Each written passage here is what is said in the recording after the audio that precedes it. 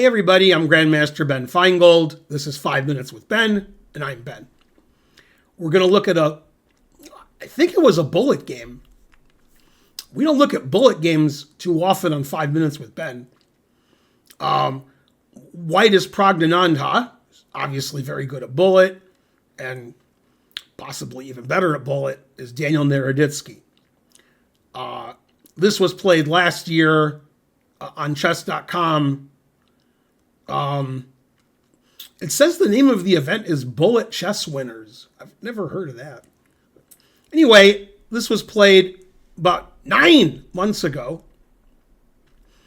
And since it's a bullet game, there may be a blunder. Okay, so Praggnanandhaa's white, Naroditsky's black, played at Sicilian. Prague played bishop b5 check. You can play any move here except queen d7. You can play queen d7.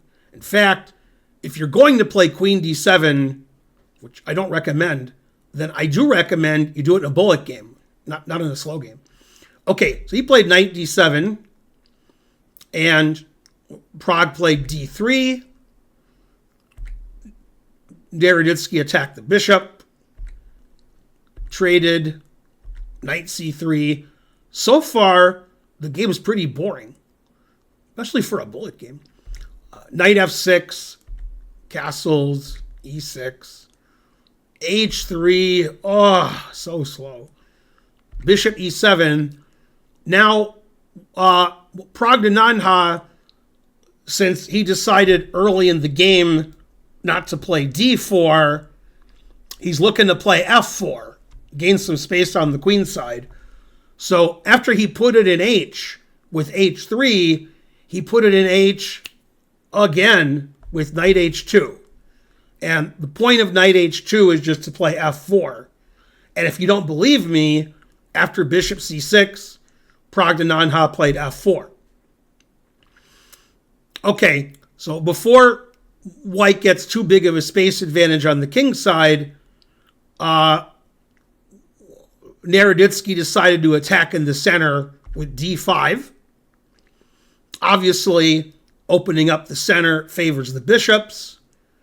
And when white played f4, he was probably hoping he could play e5 at some point. So he played e5. Then he played an attacking move since he's pushing on the king side. Queen to g4. Naroditsky decided not to castle into the attack and played g6. White played knight e2, bringing the knight over to the king side. Now, since Prague put it in h with h3 and knight h2, Naroditsky decided that was a good idea. Played h5. Queen g3. Now, Naroditsky set a trap by making a normal looking move. And Praggnanandhaa wasn't suspicious because the move looks perfectly reasonable. If the move was weird and didn't make any sense, probably Praggnanandhaa would have seen what the threat was. But since the move was a normal, boring move, he didn't realize that black has a winning threat. That move is d4, which, makes the bishop good. Also, occasionally, black will maneuver the knight to d5, which is also a good square. So in this position, black has a winning threat, but it's a bullet game, and even in bullet chess, best players in the world blunder, and often. And Praggnanandhaa wasn't suspicious and played bishop d2, developing his bishop, and then he could get ready to move his rook over at some point. Well, first of all, I like black's position a lot, although it's a bullet game, but even if black wasn't winning in one move, I like black's position. Okay, so pause the video and try to find the winning move for black, which Prague obviously missed. And we're back. I'm sure most of you found the winning move bishop h4, now we can see why Naroditsky played d4. He's taken away the f3 square from the queen, and he's also taken away the e3 square. So that's two squares. If he plays bishop h4 now, before d4, white can play queen e3, and white's queen escapes, and I still like black, but d4 threatens bishop h4, and white should have done something about that, either moving the queen or knight f3, I guess.